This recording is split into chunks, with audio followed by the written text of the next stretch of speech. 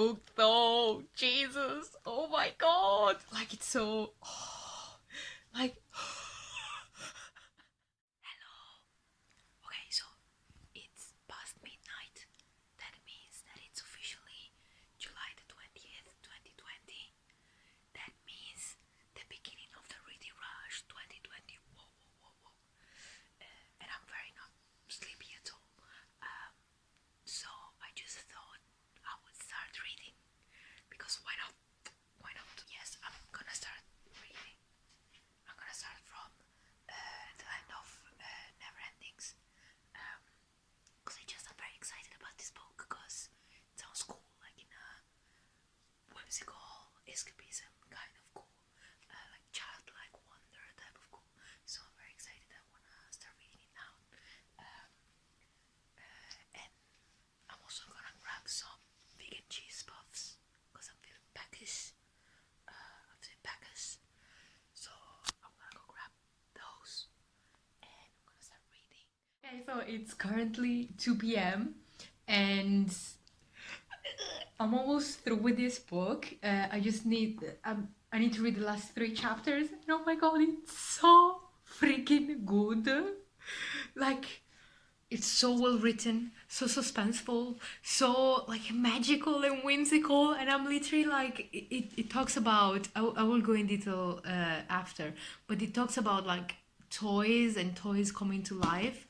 And of course, I have a huge giant teddy bear in my room, and I've been like talking to him, being like, Mr. Brown, do you see like what is happening? Is that happening to you as well? And like it makes me feel like a kid again.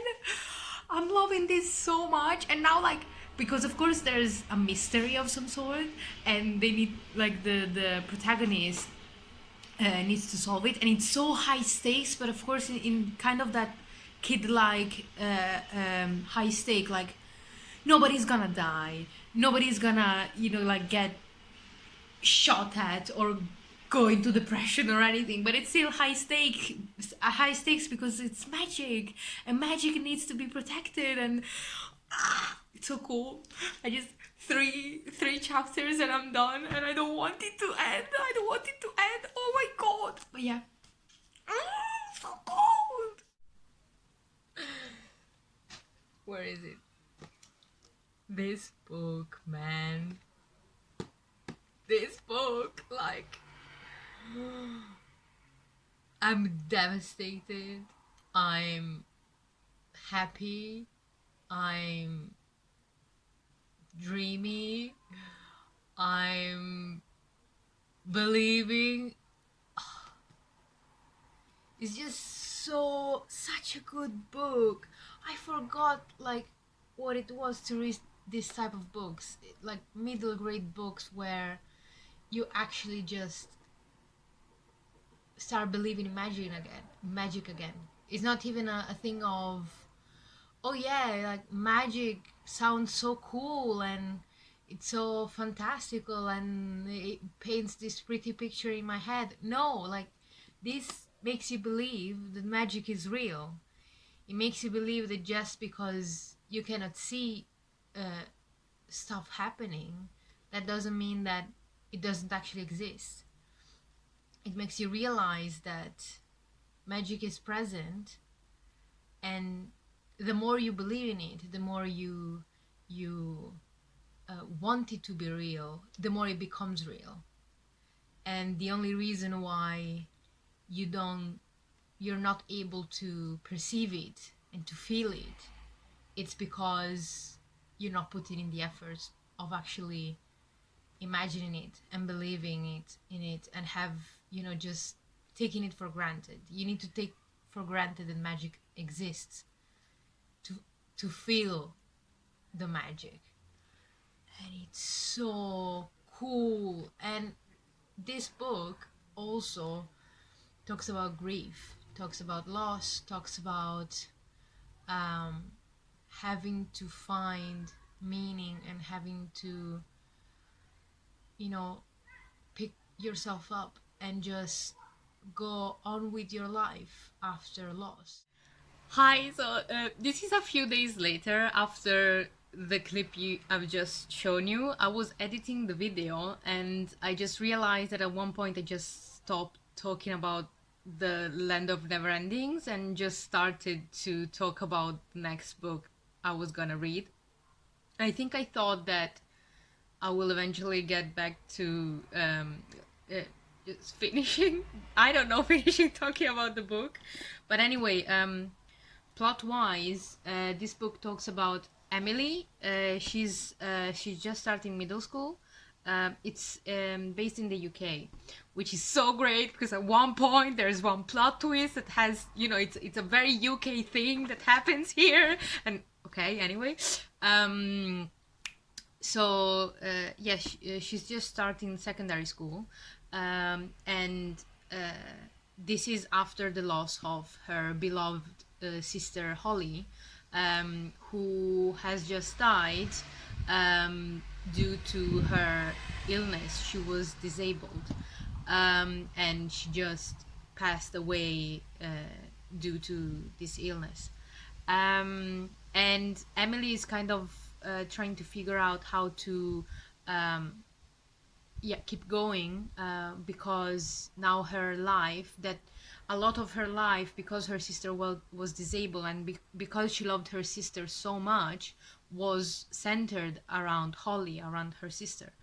And now her and also her parents need to figure out how to reshape their life around this hole that Holly left. So, in order to cope with her grief and her loss, Emily tries to remember Holly by writing in this notebook she calls the Book of Bluey.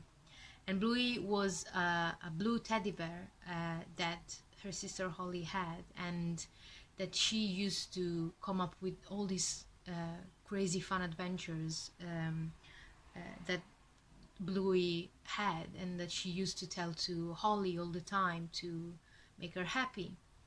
And so she starts to just write all these stories that she remembers coming up with in this notebook.